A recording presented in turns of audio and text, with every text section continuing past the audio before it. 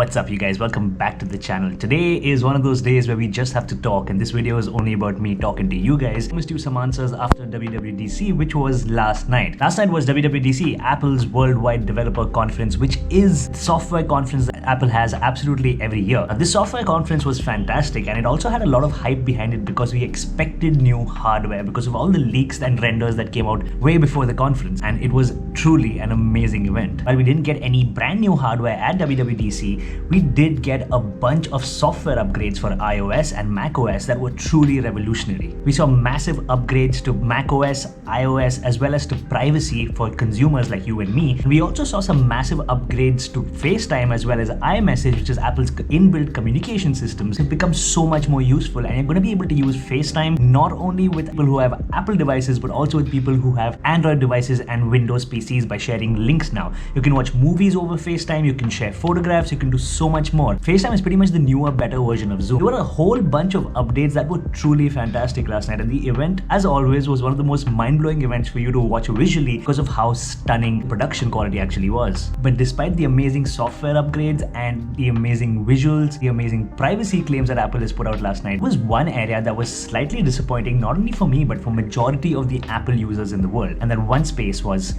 iPadOS. This is the 2021 M1 iPad Pro 11-inch with the Magic Keyboard, and everyone was suspecting a massive jump in and massive development in the software that runs on these iPads, which is iPadOS, and unfortunately, we didn't get what we expected.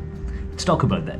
Now, if you guys remember, I told all of y'all to wait till WWDC before you upgrade to the new M1 iPad Pros that are out in the market. The reason behind that was because we saw how powerful these iPads are. Everyone knows how powerful the M1 chip is. That's pretty much all people talk about in the tech world right now. The M1 chips, how insanely powerful. They've made 13-inch computers like the MacBook Pro and the MacBook Air. And we have all that power inside an iPad, but we also established in my last video that I made on the iPad Pro that we need to wait till WWDC to see what Apple does with the software, because irrespective of the fact that we have all this hardware and these beautiful little tablets right now, we can't take full advantage of it, and it's really restricted by the software that Apple runs, especially on these tablets, which is the iPad Pros, where the M1 chip absolutely makes no sense and has no purpose because it's absolutely useless because you really can't see the performance gains. So for you to be able to see the upgrades and to really be able to use the power of this M1 chip in the iPad Pro, what people actually needed was professional apps on the iPad Pro, the file management system,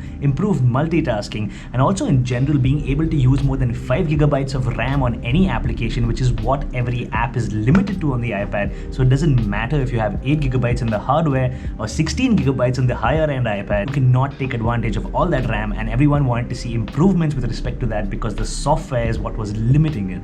And this is exactly what people wanted, but instead what we got was improvements in multitasking, a new quick note feature, widgets have been brought onto the iPad, and as well as new added software with respect to Swift. Well, these are all great and it's fantastic. We got these features onto the iPad along with additional features that are also available on iOS with respect to your Facetime share as well as your iMessage improvements. These features are available on iOS and macOS as well. And with respect to just iPadOS, I think we fell short because we didn't get the actual features that we expected Apple to give us at this point so that we could unleash the M1 chip on the inside. Now, of course, Swift is great and pretty sure people are going to be happy about that, but a lot of developers would rather have Xcode on the iPad. And LumaFusion is getting a big bump with a large amount of features that they can be unleashed within the editor, and LumaFusion is great, but I'm pretty sure a lot of video editors like me would prefer Final Cut Pro. And similarly, we have GarageBand and we have third-party apps such as Cubase's as well as Beatmaker, but a lot of music producers would still prefer Logic Pro on the iPad. It's exactly this that we've all been waiting for. We've been waiting for better apps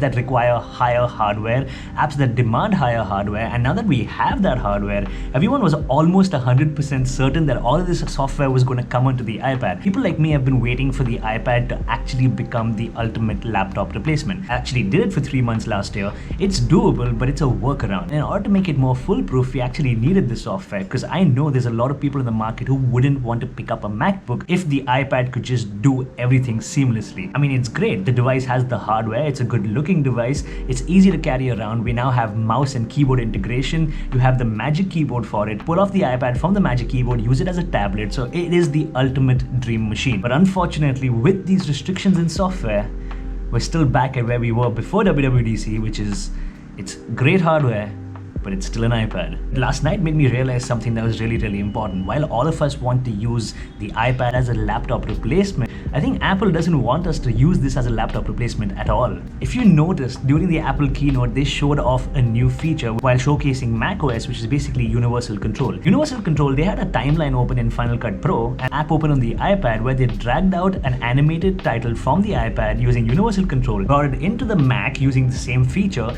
and dropped it into the timeline in Final Cut Pro. This pretty much goes to show that Apple doesn't want you to replace your MacBook with an iPad, but they want you to own an iPad that can do everything with respect to graphics and animations and titles, and have special apps like Procreate and Illustrator on them, while you have a MacBook with Final Cut Pro, Logic Pro, and all these other professional apps, and they want you to build an ecosystem and use all of these devices together. That's probably why we didn't see these professional apps on the iPad, irrespective of the amazing hardware that we have on it. Like I said, it looks like Apple's moving in a completely different direction with iPads, and this was not expected, because for the longest time Apple was talking about how the iPad was the newer computer of the world, but now the iPad's pretty much a sidecar to your original computer, and that's the direction Apple started to take with it, or that's what it looked like at least last night. Thinking about this and considering the fact that our next iPad OS update is going to be 1 year down the line, we're not going to get any more software upgrades to the iPad for an entire year, which means no professional apps, no better file management systems, no better Thunderbolt display, your aspect ratio is still at 4:3 and you're not going to get the entire display. Thinking about all these things, the one question that comes to my mind is whether the iPad Pro from 2021 is really that much of an upgrade. I know I promised you guys an answer, and I told y'all that we'll wait for WWDC before I can actually give you a standard answer about this. You can do absolutely everything that you want to do on a 2021 iPad Pro with an M1 chip on a 2018 iPad Pro with the A12X chip. There is absolutely no difference in performance. I haven't seen any massive gains. So honestly, if you do have a 2018 or a 2020 iPad Pro, I would suggest you do not need to upgrade. Now, there are people in the market who will benefit from the newer XDR display that's on the 12.9 inch, and there is Thunderbolt on this, which is good. Multitasking and all the other software improvements are going to be coming to all the iPad Pros, so you don't have to worry about any of the software improvements. Pretty much it. There's no massive bump here. So to be honest, if you do have any of the older iPad Pros, hold on to them. I don't think it's worth your money to go for the 2021 iPad Pro. It is definitely not going to be an upgrade for you guys. And with respect to anybody else on the market who is looking at completely letting go of their MacBook or letting go of their PC and moving completely to iPad, honestly, the iPad is great. It's always been great, and since the 2021 iPad Pro is the latest and greatest iPad that they've ever made, of course, it's going to be a great iPad for you to go to. But remember, you're going to have to make a compromise with respect to the apps that you use. You're going to have to change your workflow because there are no major professional apps available on the iPad yet. There are great alternatives, so as long as you're ready to make that switch, it's still going to be a great experience. A lot of people have done it, and you can do it. And for anybody else who just wants to buy the most powerful iPad on the market, of course, the M1 iPad Pro is the most powerful iPad on the market. But when you compare it to the 2018 and the 2020 iPad Pro, it's very marginal as an upgrade. So if you can pick up the 2018 or the 2020 iPad Pros, you may get a drop in price, so maybe consider that. But if you don't, and all you can get is the M1 iPad Pro, yeah, it's the best iPad in the market. It's great. I still love it. But I have to be honest, I am extremely disappointed with WWDC's developments for iPad OS. I kind of wish we could see a little bit more. I kind of wish we got a little bit more. But that's basically it. That's the state of an iPad in 2021. It's powerful.